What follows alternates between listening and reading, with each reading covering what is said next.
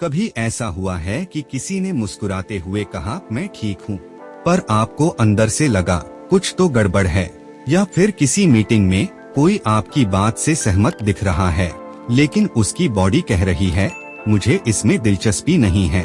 असल में हर इंसान अपनी असली फीलिंग्स जुबान से नहीं, बॉडी लैंग्वेज से बताता है, और यही बात समझना सिखाती है पैट्रिक किंग की किताब read people like a book. आज की वीडियो में हम सीखेंगे कि कैसे आप किसी के वर्ड्स, टोन, फेस एक्सप्रेशंस और जेस्चर्स देखकर जान सकते हैं कि वो सच बोल रहा है या नहीं, वो खुश है या बस दिखा रहा है, वो आपसे जेन्युइनली जुड़ा है या बस फॉर्मेलिटीज निभा रहा है। तो बने रहिए इस वीडियो के अंत तक, क्योंकि आज हम अनलॉक करेंगे वो स्किल जो आपकी सोशल लाइफ, रिलेशनशिप्स और डिसीजन मेकिंग को अगले लेवल पर ले जाएगी।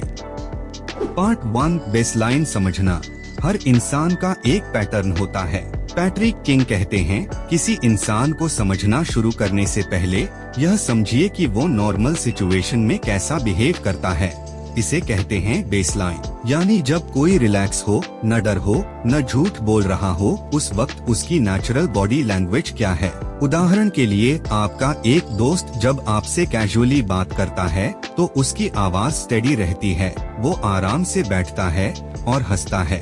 पर किसी दिन जब आप उससे किसी सेंसिटिव टॉपिक पर बात करें और अचानक उसका टोन बदल जाए, आंखें इधर उधर भागने लगे या पैर बार बार हिलने लगे, तो समझ लीजिए बेसलाइन से डेविएशन हो गया है। और यही डेविएशन बताता है कि उसके दिमाग में कुछ चल रहा है। हमारा मिस्टेक क्या होता है, हम पहली मुलाकात में ही लोगों को जांच कर लेते हैं, जबकि हमें पहले बेसलाइन एस्टैब्लिश करनी चाहिए। किसी को समझने से पहले उसका सामान्य पैटर्न पहचानना ही फाउंडेशन है। अगली बार जब आप किसी कोलीग या फ्रेंड से मिलें, तो 1-2 मिनट तक बस ऑब्जर्व करें वो कैसे बोलता है, उसकी बॉडी रेस्ट मोड में कैसी है। जब वो टॉपिक बदले, टोन बदले या मूवमेंट बढ़े, आप डिफरेंस पकड़ लेंगे। पार्ट 2, क्लस्टर और कॉन्टेक्स्ट। एक सिग्नल पर भरोसा नहीं। पैट्रिक किंग कहते हैं एक इंसान के सिंगल जेस्चर पर भरोसा मत करो, क्योंकि कोई भी क्यों अकेले में पूरी कहानी नहीं बताता। कभी कभी कोई व्यक्ति आंखें मिलाने से बचता है, लेकिन इसका मतलब हमेशा झूठ नहीं होता। शायद वो इंट्रोवर्ट हो, शर्मीला हो या किसी और कल्चर से आता हो। इसलिए एक क्यों नहीं बल्कि क्लस्टर ऑफ बिहेवियर्स देखना जरूरी है।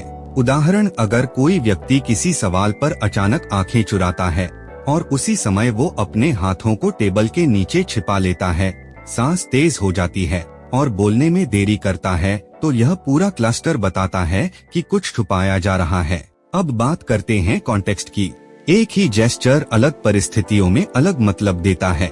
जैसे कोई बंदा हाथ बांधकर बैठा है, एक कॉन्टेक्स्ट में इसका मतलब हो सकता है कि वो डिफेंसिव है, दूसरे में इसका मतलब बस इतना कि उसे ठंड लग रही है।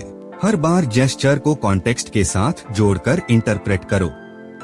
सीधे जजमेंट मत बनाओ, पहले ऑब्जर्व करो, फिर पैटर्न देखो। पार्ट 3, कॉन्ग्रुएंस और माइक्रो एक्सप्रेशंस।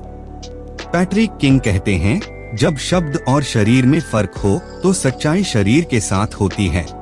कई बार लोग कहते हैं आई एम फाइन, पर उनकी आंखें नम होती हैं, होंठ कस जाते हैं, उनका शरीर कुछ और कह रहा होता है। इस गैप को कहते हैं इनकॉन्ग्रुएंस, यानी शब्द और एक्शन का मिसमैच। यह स्किल सबसे ज्यादा रिलेशनशिप और वर्क प्लेस में काम आती है, क्योंकि यहाँ अक्सर लोग इमोशंस छिपाते हैं। अब आती है माइक्रो एक्सप्रेशंस की बात। ये वो झलक होती है जो सिर्फ 0.5 सेकंड के लिए चेहरे पर दिखती है, पर बहुत कुछ कह जाती है। जैसे कोई आपकी बात सुनकर फेक मुस्कुरा रहा है, लेकिन एक पल के लिए उसकी आंखों में इरिटेशन झलक जाती है। वो फ्रैक्शन ऑफ सेकंड असली इमोशन था।